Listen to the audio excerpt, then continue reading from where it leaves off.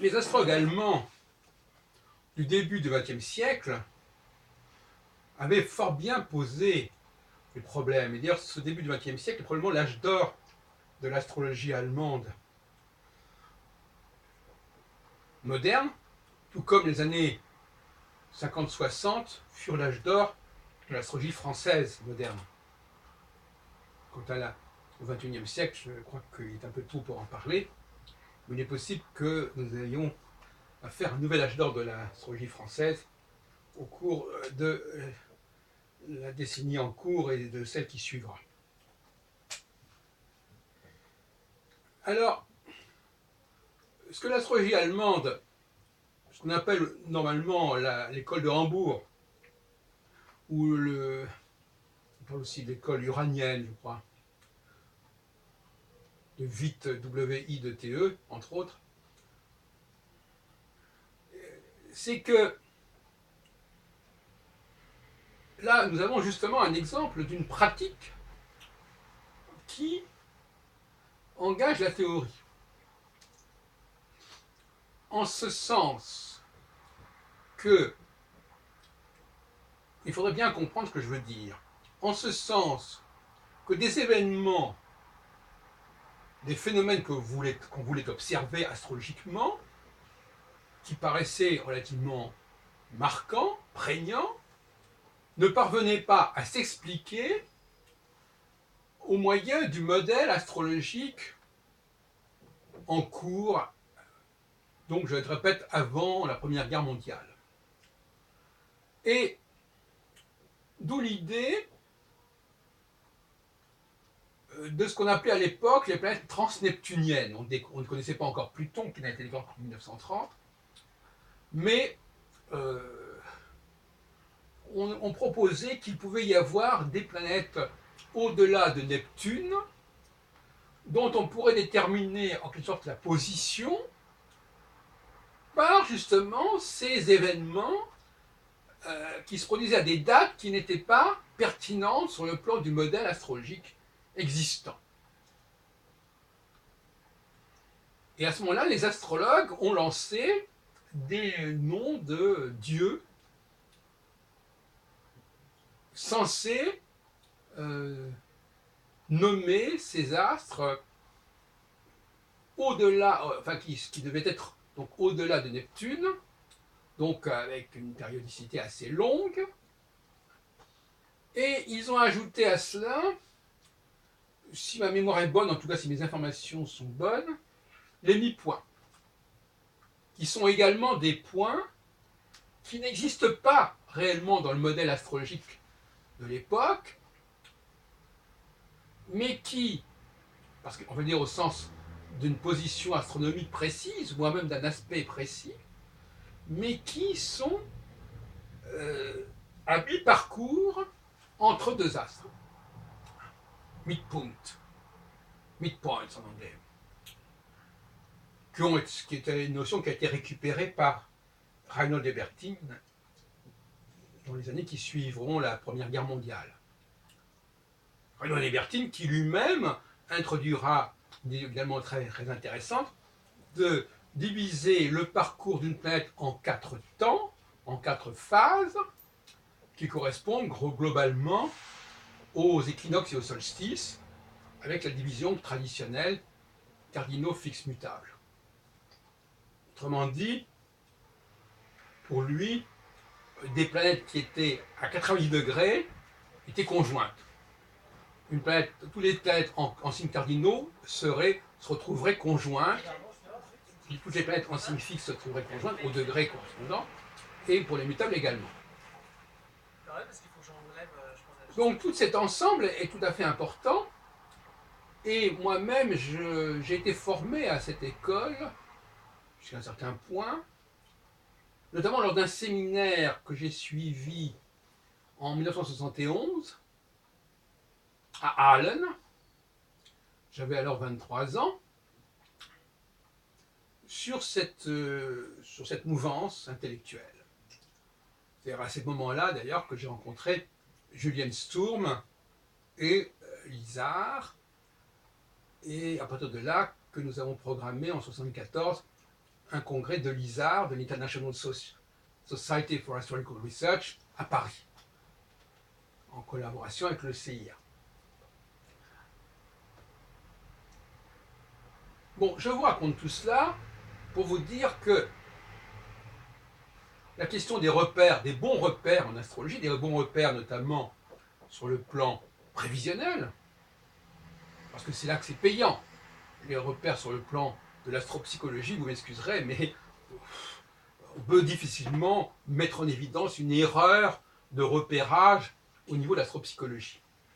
Sauf que pour les sidéralistes notamment, dont un des représentants les plus éminents aujourd'hui est le jeune Patrice Bourriche, qui a une quarantaine d'années, le fait qu'il y aurait un décalage zodiacal, alors je ne reviens pas sur cette théorie, sur ce débat, et que les gens qui seraient taureaux en réalité seraient béliers, que les gens qui seraient sagittaires en réalité seraient scorpions, en tout cas dans un grand nombre de cas, tout cela évidemment renvoie à l'astropsychologie. Mais cela confère à la symbolique zodiacale une place tout à fait sur laquelle je ne reviendrai pas. Alors moi-même, eh bien moi je propose autre chose encore, d'autres repères. Et d'ailleurs André Barbeau, dans son histoire astrologie, dans son premier grand traité d'astrologie mondiale, Les astres et l'histoire en 67, chez Jean-Jacques Pauvert, propose aussi un nouveau repère, un nouveau repérage. Quand il dit qu'il y a des moments où les planètes Jupiter, Saturne, Uranus, Neptune et Pluton constituent une sorte de bouquet de conjonctions, qui est marquant, c'est aussi un nouveau repérage puisqu'il combine tout un ensemble de conjonctions pour en faire un élément majeur d'une courbe. Alors moi c'est autre chose encore, puisque moi j'attache de l'importance aux étoiles fixes, qui sont les grands absents d'ailleurs des recherches de l'astrologie allemande et d'une manière générale des recherches de l'astrologie du XXe siècle. Je parle des recherches fondamentales. Je ne dis pas qu'elles n'ont pas existé, qu'on ne les a pas mises de temps en temps dans les thèmes astro. Une exception toutefois avec Dan Rudyard qui, lui, s'était intéressé à l'entrée, au passage de Régulus dans le signe tropique de la Vierge. Je sais pas, vous savez ce que je veux dire par là. C'est-à-dire que Régulus est une planète du Lion, est une étoile du Lion, mais avec la présence d'équinoxe, il basculait dans la Vierge. Donc il y trouvait une sorte d'inspiration sur laquelle je ne reviendrai pas non plus. En dehors de cela, je répète, les chercheurs, les théoriciens de l'astrologie du XXe siècle ont complètement ignoré le référentiel stellaire. Et je rappelle encore une fois que les sidéralistes ne sont pas des stellaristes. Les sidéralistes s'intéressent au point de départ du zodiaque qui est censé correspondre à une certaine étoile, effectivement, encore qu'il puisse y avoir des débats là-dessus, en tout cas qui est décalé de 24 degrés par rapport au point vernal, mais ils ne sont pas stellaristes au sens où ils n'étudient pas les rapports entre planètes et étoiles, à ma connaissance. Et donc c'est ça l'idée nouvelle, une nouvelle qui est venue du fait que tout simplement j'avais commencé à travailler sur les rapports entre Saturne et les axes équinoxiaux et solsticiaux, et que j'ai décidé que c'était une combinaison complètement farfelue, parce qu'une planète ne peut pas se conjoindre véritablement, corporellement, avec un axe équinoxial et solsticial. D'ailleurs, c'est à la suite de mes conversations avec Serge Morel que je suis devenu plus rigoureux sur ce point-là. Je crois que c'était à la suite du congrès de Lille organisé par Bastille. Et en 2006, je crois, ou 2005, je ne me souviens plus. Et Didier Castille, voilà, Didier Castille. Et donc, finalement, je me suis dit, mais au fond, il n'y a pas très très loin, si on cherche une structure quaternaire réelle, eh bien, il y en a une, c'est celle des 4 étoiles fixes royales. Alors, pourquoi ne pas se référer plutôt aux 4 étoiles fixes royales plutôt qu'aux équinoxes et aux solstices? Voilà tout simplement le système. Pourquoi comme c'est dit. Alors, donc finalement, ça donne des dates qui n'ont rien à voir avec les dates des astrologies traditionnelles. Et inversement, les dates traditionnelles n'ont aucun intérêt pour l'astrologie que je défends. Donc ça veut dire que les repères ne sont pas les mêmes. On a changé les repères. Donc on a changé les dates importantes, on a changé les moments importants, et donc les moments importants pour une certaine astrologie ne sont pas les moments importants pour mon astrologie. C'est ça qu'il faut bien comprendre. Donc ça change totalement le calendrier prévisionnel. Par ailleurs, bien entendu, la question qui se posait, c'était que ce cycle planète-étoile, eh bien, il devait être structuré, il devait être balisé. Il n'était pas question de le baliser en utilisant les signes zodiacaux. Il n'était pas non plus question de le baliser en utilisant toute la panoplie des aspects planétaires. Semi-sextile, sextile, trigone, semi-carré, etc.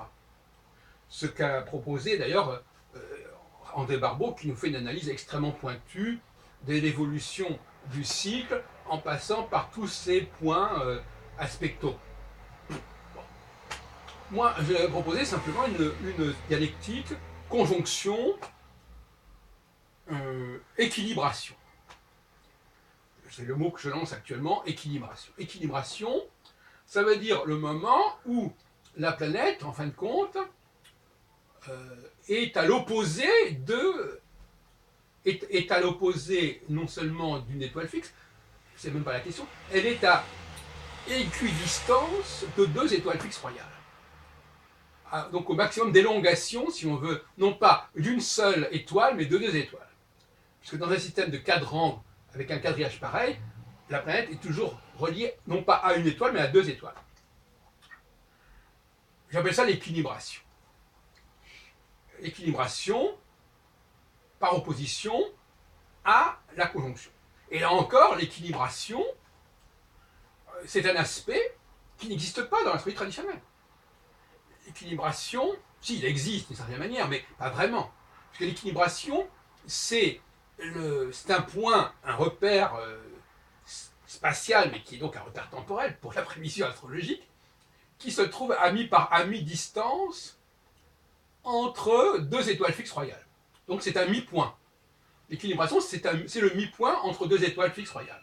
Le mi-point que transite en quelque sorte Saturne tous les 7 ans, puisqu'il y a 4 mi-points correspondant aux intervalles entre les 4 étoiles fixes royales.